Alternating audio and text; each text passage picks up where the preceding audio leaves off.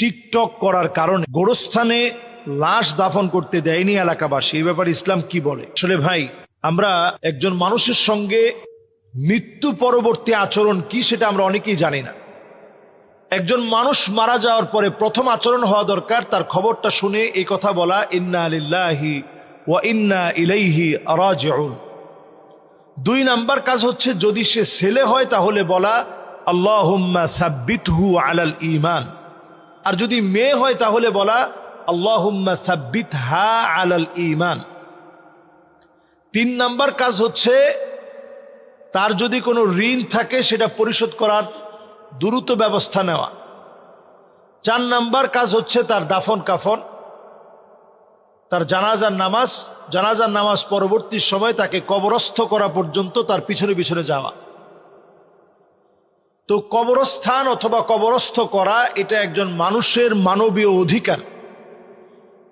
মানুষ হিসাবে মানুষের অধিকার হচ্ছে আপনি তাকে দাফন কাফন করবেন, তাকে কবরস্থ করবেন, এটা তার প্রাপ্য একটা অধিকার। এই অধিকার আপনি নষ্ট করতে পারবেন না, যদিও সে অনেক বদকার, যদিও সে অনেক খারাপ, অনেক অন্যায়কারী, অনেক বড় সন্ত্রাসী, অনেক বড় টিকটকার, অনেক বড় দুশ্চরিত্র, অনেক বড় লম্পট, প্রস্টিটিউট, যাই হোক না কেন, আপনি ওই কবরস্থানে যদি তাকে কবরস্থ করতে না দেন তার অধিকার আপনি নষ্ট করলেন। এটা আপনি করতে পারবেন না যে তাকে আপনি মৃত্যু পরবর্তী সময়ে তাকে আপনি দাফন কাফন করতে দেন নাই, এই কাজটা আপনি করতে পারবেন। তাহলে এটা তার অধিকার, এই অধিকার তাকে নিশ্চিত করতে দিতে হবে। এরপরে যেটি গুরুত্বপূর্ণ বিষয়,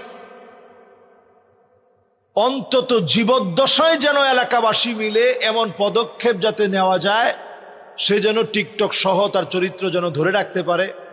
পঞ্চায়েত করে, পঞ্চায়েতের মাধ্যমে যারা মুরব্বীরা আছে তারা জীবদ্দশায় আপনারা এই সিদ্ধান্ত নিতেন যাতে করে সে ভালো মানুষ হতে পারে। আমরা জীবদ্দশায় তেমন কিছুই করলাম না, এবার একটা মৃত লাশের সঙ্গে আমি আমার ক্ষমতা দেখালাম। এই কাজটা যেন আমরা না করি। একটা মানুষ যখন মরে যায়, নবীজি সাল্লাল্লাহু আলাইহি সাল্লামের সামনে দিয়ে একটা ইহুদির লাশ যাচ্ছে, তো নবীজি অবাক হয়ে দাঁড়িয়ে গেলেন। সাহাবায়ে কেরাম বললেন, হাদিহি জুসসাতুল ইয়াহুদ, ইয়া রাসূলুল্লাহ, এটা তো একটা ইহুদির লাশ, এই লাশের জন্য আপনি দাঁড়ায় গেলেন?